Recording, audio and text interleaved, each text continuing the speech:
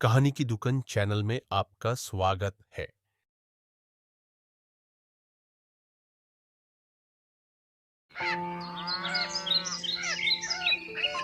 रतनपुर गांव में एक गरीब किसान रामू अपनी बीवी सरला के साथ रहता था। सुबह के वक्त मिट्टी के छोटे से घर में चूल्हा जल रहा था, जिस पर लोहे की कढ़ाई में थोड़ी सी सब्जी पक रही थी। अचानक दरवाजा खटखटाने की आवाज आती है। अरे इतनी सुबह सुबह कौन इतने जोर जोर से दरवाजा पीट रहा है? दरवाजा खोलते ही सेठ हरीलाल गुस्से में लाल पीला खड़ा था, जो कि बहुत लालची और चालबाज है। वह हर किसी से 2 गुना ब्याज वसूलता था। रामू, बहुत हो गया तेरा नाटक। मेरे पैसे कहाँ हैं? सेठ जी, कल ही तो मैंने आपको पूरी रकम दे दी थी और पूरा हिसाब पक्का कर दिया था, और मैंने आपके पुराने पैसे भी कब के लौटा दिए हैं। देर की वजह से तेरा ब्याज बढ़ गया है। अब वो उधार तुझे 5 गुना ब्याज के साथ लौटाना होगा। 5 गुना? सेठ जी, ये तो अन्याय है। मैंने मेहनत करके ब्याज सहित पूरे पैसे चुका दिए हैं। मैं गरीब आदमी इतना भारी ब्याज कैसे दे सकता हूँ? ज्यादा जुबान मत चला। अगर पैसा नहीं दिया ना तो तेरे घर का ताला तोड़कर बर्तन कपड़ा सब उठा ले जाऊंगा। तेरी बैलगाड़ी भी बेच दूंगा। सेठ जी, गरीब का खून चूसकर आपको क्या मिलेगा? हमारे साथ ऐसा मत करिए। इतना ज्यादा ब्याज मैं नहीं दे पाऊंगा। पैसे तो तुझे देने ही पड़ेंगे। देख लूंगा मैं तुझे। याद रखना रामू, हरीलाल से पंगा लेना आसान नहीं है। सेठ रामू को धमकाते हुए चला जाता है, लेकिन जाते जाते अपने नौकर को कहता है, इस गरीब भिखारी की इतनी मजाल, मुझे ना बोलकर इसने गलती कर दी। इससे तो सबक सिखाना पड़ेगा ताकि गांव में बाकी गरीब भी डर में रहे। आप बताइए, ये जिंदगी कब बदलेगी? रोज रोज 2 वक्त की रोटी के लिए जूझना पड़ता है। कभी मन करता है घर की टूटी छत ठीक करवा दूं, तो कभी सोचती हूँ कि हमारे पास भी अच्छे कपड़े हों, लेकिन लगता है किस्मत ने हमें बस तंगी ही दी है। मुझे पता है तुम्हें तकलीफ है, पर मैं क्या करूं? खेत छोटे हैं, बारिश वक्त पर नहीं होती, ऊपर से कर्ज का बोझ भी सर पर है। मैं दिन रात मेहनत करूं, तब हमारे हिस्से में यही नमक रोटी आती है। मेहनत, हाँ मेहनत तो आप करते हैं, लेकिन भगवान हमारी सुनता ही कहाँ है। लगता है जैसे भाग्य ने हमें इस गरीबी में ही सड़ने के लिए भेजा है। सरला ने आह भरी पर चुपचाप सब्जी पकाने लगी। कमरे में सन्नाटा था। रामू ने मन ही मन ठान लिया, आज खेत में चाहे जान निकल जाए, पर घर लौटकर कुछ ऐसा लाऊंगा जिससे सरला के चेहरे पर मुस्कान आ जाए। रामू को नहीं पता था कि आज का दिन उसकी जिंदगी की सबसे बड़ी कहानी की शुरुआत करने वाला है। सुबह के वक्त रामू खेत जाने के लिए घर से निकल रहा है। सुबह की हल्की हल्की धूप खेतों पर पड़ रही थी। सरला के मन में आज कुछ हलचल सी चल रही थी। रामू रोज गांव के बीच से होकर जाने वाला रास्ता मंदिर के पास से गुजरता था। रामू रोज इसी रास्ते से जाता था, क्योंकि यही सबसे छोटा और आसान रास्ता था। मंदिर में उस वक्त बस पुजारी ही थे जो सफाई कर रहे थे। प्रणाम पंडित जी, कैसे हैं आप? तबीयत ठीक है ना आपकी? हाँ बेटा, सब अच्छा है। भगवान का आशीर्वाद तुझ पर हमेशा बना रहे। पुजारी से बात करके रामू अपने खेत की तरफ निकल जाता है। उसी शाम गांव का सबसे अमीर सेठ हरीलाल अपने नौकर के साथ बैठा था। वह बहुत लालची और चालाक था। उसके मन में एक खतरनाक योजना पनप रही थी। सेठ हरीलाल अपने बड़े से घर में खाट पर बैठा पान चबा रहा था। पास में उसका नौकर कालू खड़ा था। अरे कालू सुन, मंदिर के गहनों को देखकर मेरा जी ललचा गया है। कल रात मंदिर में जो सोने चांदी के गहने हैं ना, वो मेरे घर में होने चाहिए। गांव वाले मेरी इज्जत करते हैं, लेकिन पैसा और बढ़ाना है मुझे। सेठ जी, पर यह तो पाप का काम होगा। भगवान के घर से गहने चुराना अच्छा नहीं लगेगा। अरे मूर्ख, भगवान को क्या जरूरत है गहनों की? उनका क्या होगा इनसे? असली भगवान तो पैसा है, और पैसा इंसान के हाथ में अच्छा लगता है। पर गांव वाले अगर उनको पता चल गया तो? बस यही तो मजा है। चोरी हम करेंगे और इल्जाम किसी और पर लगेगा। पता है किस पर? उस गरीब रामू पर। आज उसकी और उसकी बीवी की जुबान बहुत ज्यादा ही चल रही थी। रामू, वो तो रोज मंदिर के पास से ही अपने खेत के लिए जाता है ना? हाँ, हम इसी बात का फायदा उठाएंगे। सबको लगेगा कि उसी ने चोरी की।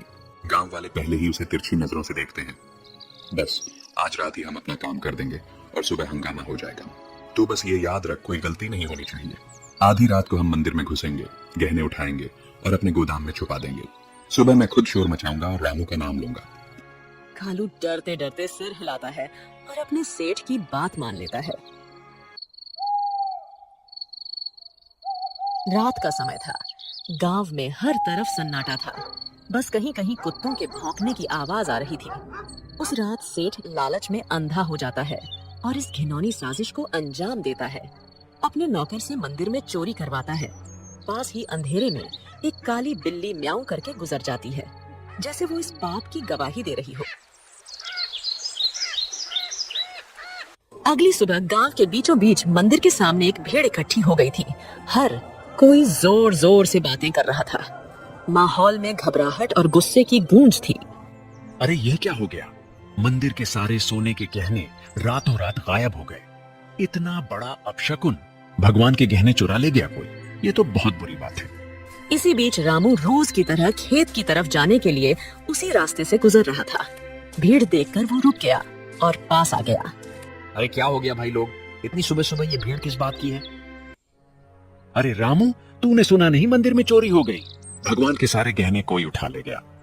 रामू यह सुनकर चौंक जाता है। भीड़ में खड़ा सेठ, जो असल में चोरी किया था, वह बहुत मासूम बन रहा था। पंडित जी आप बताइए, कल रात तक तो गहने मंदिर में थे, फिर अचानक कौन ले गया? आप बताइए पंडित जी, क्या आपने मंदिर के आसपास किसी को आते जाते देखा है? आपको किसी पर शक है क्या? अरे मैंने देखा है रामू, रोज मंदिर के रास्ते से आना जाना करता है। सेठ जी, कल तक तो सब कुछ ठीक ठाक था। मंदिर के पास से तो कई लोग गुजरते हैं, लेकिन रोज सुबह सुबह खेत की तरफ जाने के लिए रामू इधर से निकलता है। मगर रामू ऐसा काम करेगा मुझे नहीं लगता। अरे पंडित जी, जमाना खराब है, आदमी की नीयत कब बदल जाए क्या पता। और वैसे भी जिसने किया है वो मुंह से कभी मानेगा नहीं। मैंने अपनी आंखों से देखा है। रात को जब मैं खेत की तरफ जा रहा था, रामू मंदिर के पास चुपके चुपके घूम रहा था। ये क्या कह रहे हो आप लोग? मैंने कोई चोरी नहीं की है। इतना बड़ा पाप मुझ पर मत डालो। अरे हाँ, ये गरीब आदमी है, पैसों की तंगी में है, ये कर भी सकता है ये काम। ये लोग मुंह पर अच्छे बनते हैं। अरे भगवान से डरिए आप लोग, हमने कुछ नहीं किया। हम गरीब जरूर हैं, लेकिन चोर नहीं। मेरे पति जितना ईमानदार इंसान इस पूरे गांव में कोई नहीं है। ऐसा मत कहिए, वरना भगवान आप लोगों को कभी माफ नहीं करेगा। रामू और उसकी बीवी ने बहुत समझाने की कोशिश करी, लेकिन भीड़ मानने को तैयार नहीं थी। सब रामू को ही चोर मान बैठे। रामू और सरला की आंखों में आंसू आ गए, लेकिन भीड़ में कोई उनकी सुनने को तैयार नहीं था। गांव वालों, अब तो सब साफ है। मंदिर के गहने चुराने वाला यही रामू है, और ऐसे आदमी को हमारे गांव में रहने का कोई हक नहीं। चोरी करने वाले की एक ही सजा है, गांव से बाहर निकाल देना। हाँ, अगर इसने मंदिर में चोरी की है तो यह तो भगवान का भी अपराधी हुआ। इसे यहीं रहने देंगे तो कल हमारे घरों से भी चीजें गायब हो जाएंगी। अरे आप सब क्यों नहीं समझते? मैं निर्दोष हूँ। मैंने कोई चोरी नहीं की। मैं तो रोज के जैसे अपने खेत जा रहा था। मुझ पर इतना बड़ा इल्जाम मत डालिए। भीड़ में जोर जोर से आवाजें गूंजने लगी। निकालो इसे गांव से। भीड़ में हलचल मच गई। लोग एक दूसरे से कान्हा फूंसी करने लगे। रामू और सरला की आंखों में आंसू भर आए। उन्होंने कई बार सफाई देने की कोशिश की, लेकिन किसी ने उनकी नहीं सुनी। सबने मिलकर उन्हें गांव के बाहर निकाल दिया। रामू और सरला मजबूर होकर गांव छोड़कर चले गए। रामू और सरला रोते रोते गांव छोड़ चुके थे। गांव के बाहर एक सुनसान जगह पर टूटी फूटी झाड़ियों और कंटीली झाड़ियों के बीच एक पुरानी पड़ी झोपड़ी मिली। मजबूरी में वहीं उनका नया घर बन गया। सुनिए जी, यह जगह कितनी सुनसान है। न पास में कोई इंसान, यहाँ आसपास की झोपड़ियों में कोई रहता भी नहीं है। न खाने को कुछ है। अब हम क्या करेंगे? क्या करें सरला? जब अपना गांव ही हमें ठुकरा दे तो कहीं और सहारा ढूंढना पड़ता है। यही हमारी तकदीर है। मैं तो ये सोच रहा हूँ, आखिर चोरी की किसने है और इल्जाम मुझ पर डाल दिया गया। मैं असली चोर का पता लगाकर रहूंगा। दिन ढल गया। सरला रोते रोते सो गई। रामू सारी रात परेशान बैठा रहा। अगली सुबह जब रामू उठा तो उसने देखा कि सरला रो रो कर भूख से कमजोर हो गई है। सरला, तुम यहीं रहो, मैं कुछ खाने के लिए लाता हूँ। फिर अपने खेत जाऊंगा दूसरे गांव से होते हुए। तुम दरवाजा अंदर से बंद करके आराम करो। इतना कहकर रामू जंगल की ओर चल गया।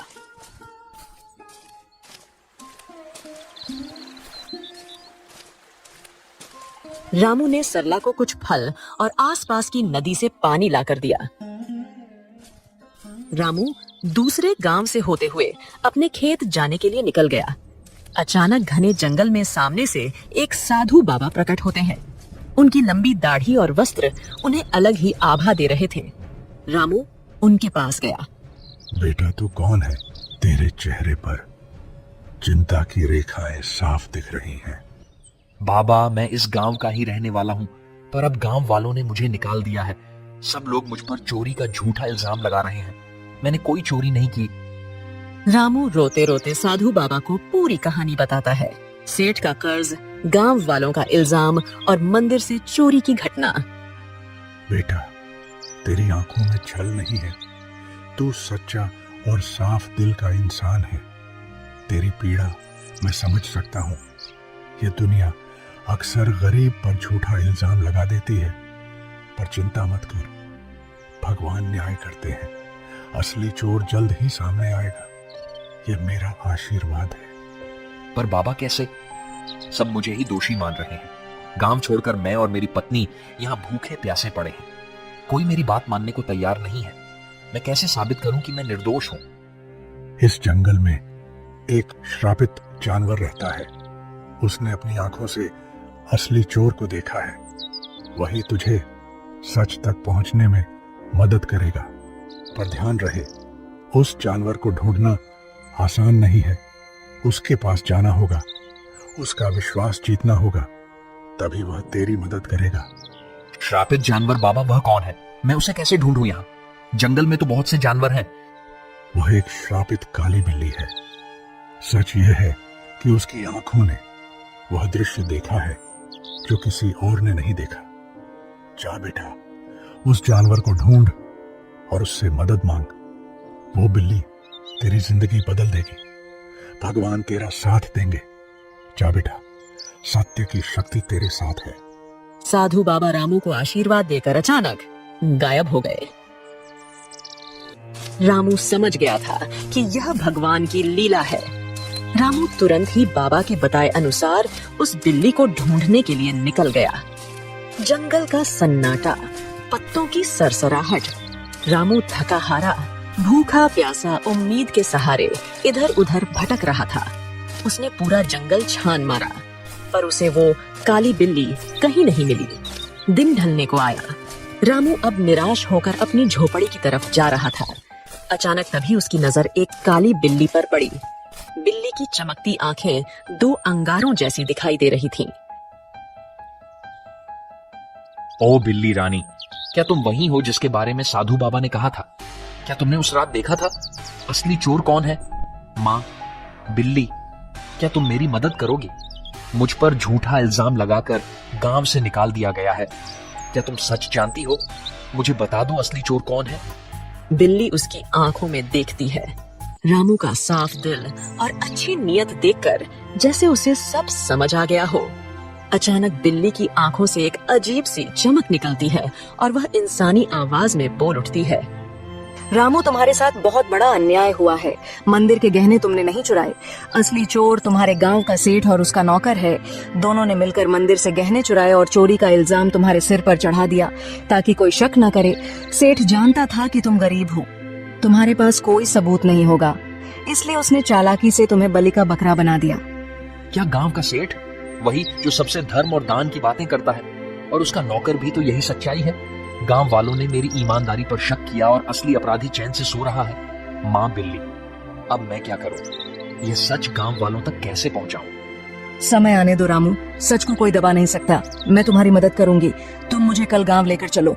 मैं वहां जाकर सबको सारी सच्चाई बताऊंगी और तुम्हें निर्दोष साबित करूंगी। रामू को बिल्ली की बातें सुनकर राहत मिलती है।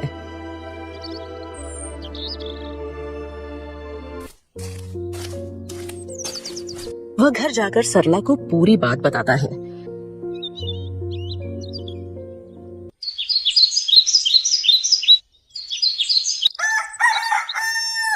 अगली सुबह रामू और सरला बिल्ली को लेकर गांव जाते हैं और सबको बुलाते हैं। गांव वालों, आप सबने मुझे चोर बोलकर गांव से निकाल दिया था। पर असली चोर अभी भी गांव में ही बैठा है।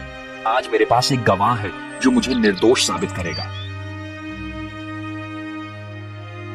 गांव वालों सुनो, असली चोर रामू नहीं है। मैंने अपनी आंखों से देखा है। मंदिर के गहने सेठ और उसके नौकर ने मिलकर चुराए हैं। अगर तुम्हें यकीन नहीं होता तो सेठ के घर जाकर देखो, मंदिर के गहने वहीं मिलेंगे। अरे, यह बिल्ली बोल कैसे रही है? चलो हम जाकर देखते हैं सेठ के घर गहने हैं या नहीं। वैसे भी सेठ ही हमें हमेशा धोखा देता रहा है।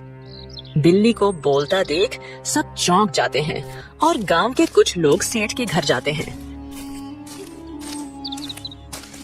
उनको गहने सेठ के घर में मिल जाते हैं।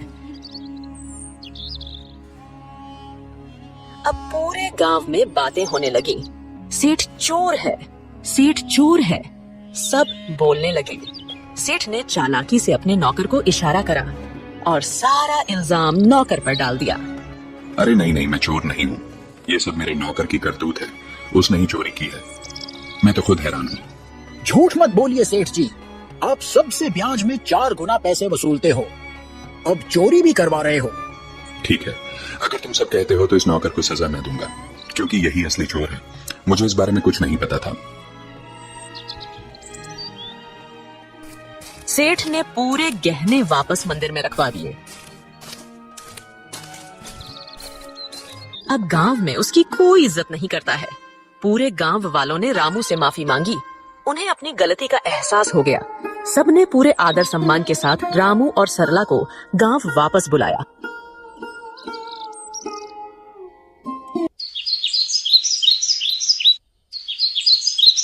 रामू और उसकी पत्नी सरला अब वापस अपने घर आ गए थे।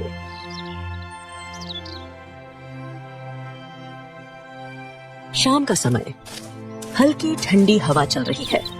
रामू बोलने वाली बिल्ली के साथ खेत की तरफ जा रहा था।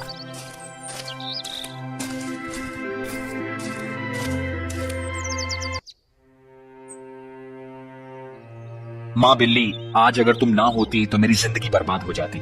तुम्हारे ही कारण ही मुझे इज्जत वापस मिली। तुम्हारा बहुत बहुत धन्यवाद। रामू, अब मुझे तुमसे एक आखिरी बात कहनी है। अचानक तेज रोशनी बिल्ली के चारों ओर फैलने लगती है। बिल्ली चमकने लगती है और पल भर में वह एक सुंदर अप्सरा में बदल जाती है। रामू आश्चर्य से पीछे हट जाता है। अरे ये क्या हुआ? तुम अचानक अप्सरा कैसे बन गई? कौन हो तुम? हाँ रामू, मैं एक अप्सरा ही हूँ। मुझे स्वर्ग से श्राप मिला था। मैं इस श्राप से मुक्त होने के लिए ही धरती पर आई थी। जब तक मैं धरती पर किसी सच्चे और भले इंसान की मदद नहीं करती, तब तक मैं इस बिल्ली के रूप में ही रहती। तुम एक सच्चे और ईमानदार इंसान हो, इसलिए तुम्हें बचाकर मैंने भी अपना श्राप तोड़ दिया। अब मुझे मुक्ति मिल चुकी है। तुम्हारी ईमानदारी और भलाई ने मुझे श्राप से मुक्त कर दिया है। तुम्हारा बहुत बहुत धन्यवाद रामू। मैं बहुत खुश हूँ। मैं तुम्हें वरदान देना चाहती हूँ। तुम्हें जो चाहिए बेझिझक कहो। रामू की आंखों में चमक आ जाती है। वह भावुक होकर अप्सरा को प्रणाम करता है। देवी, मेरी जिंदगी गरीबी से घिरी हुई है।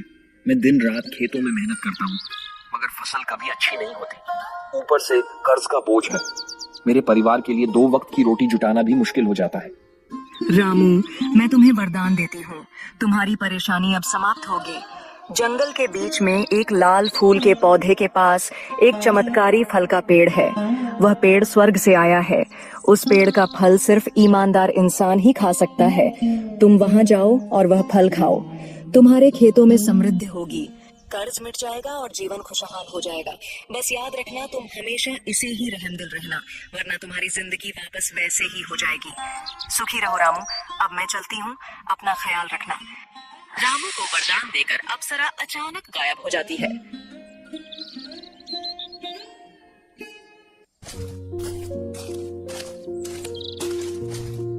रामू जंगल में चारों तरफ उस चमत्कारी पेड़ को ढूंढता है। सूरज ढलने को होता है। थका हारा रामू अचानक लाल फूल के पौधे को देख लेता है। रामू धीरे धीरे आगे बढ़ता है और देखता है कि पौधे के पीछे एक सुंदर चमकदार पेड़ खड़ा है। पेड़ की टहनियों पर सुनहरे फल चमक रहे हैं। रामू श्रद्धा से पेड़ के पास जाता है। पेड़ देवता मुझे अप्सरा ने आपके पास भेजा है। मैं गरीब किसान रामू हूँ, क्या मैं आपके फल खा सकता हूँ? अचानक पेड़ से आवाज आई। रामू, मुझे सब पता है। तुम सच्चे और भले इंसान हो, इसीलिए अप्सरा ने तुम्हें यहाँ तक पहुँचाया है। तुम मेरा एक फल खा लो, तुम्हारी सारी परेशानियां मिट जाएंगी और तुम्हारा जीवन खुशहाल हो जाएगा।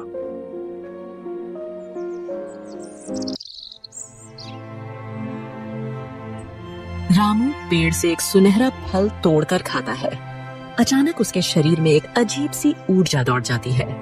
वह पेड़ को धन्यवाद करके अपने घर की ओर निकल जाता है। और जैसे ही वह घर के पास पहुंचता है, उसकी झोपड़ी एक सुंदर बड़ा आलीशान घर में बदल जाती है। रामू दंग रह जाता है। उसकी पत्नी बाहर आकर चौंक जाती है।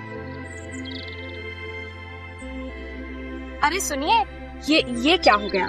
हमारी झोपड़ी कहाँ गई? इतना बड़ा घर कैसे बन गया? क्या यह घर हमारा है? हाँ प्रिय, यह सब भगवान की कृपा है। जंगल में मुझे एक अप्सरा मिली। उसने मुझे चमत्कारी पेड़ का रास्ता बताया। उस पेड़ ने मुझे फल दिया और जैसे ही मैंने खाया, हमारी किस्मत बदल गई। रामू ने सरला को उस स्वर्ग से आई श्रापित बिल्ली की पूरी कहानी बताई। इतने सालों की गरीबी के बाद अब हमारी जिंदगी बदल गई। भगवान का बहुत बहुत धन्यवाद। हाँ, मगर याद रखना, यह चमत्कार हमें सिर्फ इसलिए मिला है क्योंकि हमने कभी बेईमानी नहीं की। ये वरदान हमें हमारी मेहनत और ईमानदारी की वजह से मिला है।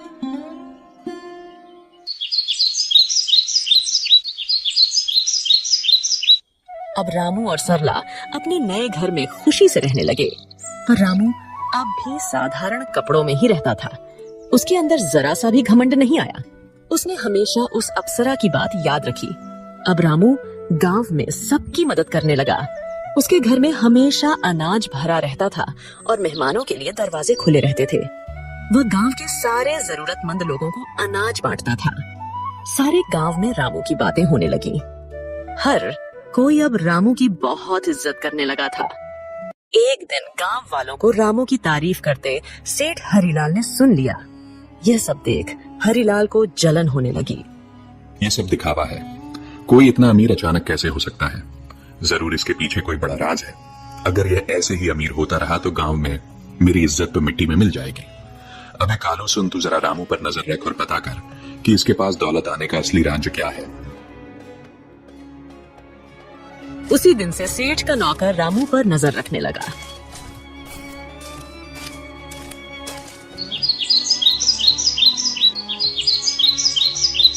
एक दिन सेठ का नौकर रामू का पीछा कर रहा था।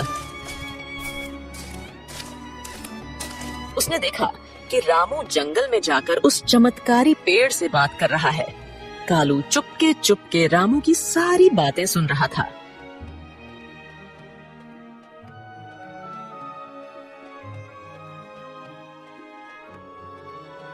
सेठ जी, मैंने सब देख लिया, सब पता कर लिया। रामू उस जंगल के बीच वाले पेड़ से बात कर रहा था। उसने उस पेड़ का फल खाया है, जिसकी वजह से उसकी गरीबी दूर हुई और वह अमीर बन गया। क्या सच में? तो चल अभी उसी पेड़ के पास चलते हैं। अगर रामू अमीर हो सकता है तो मैं क्यों नहीं? मैं तो उससे भी बड़ा अमीर बनूंगा।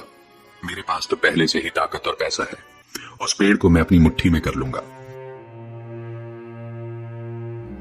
सेठ लालच में आकर तुरंत अपने नौकर के साथ जंगल की ओर निकल गया।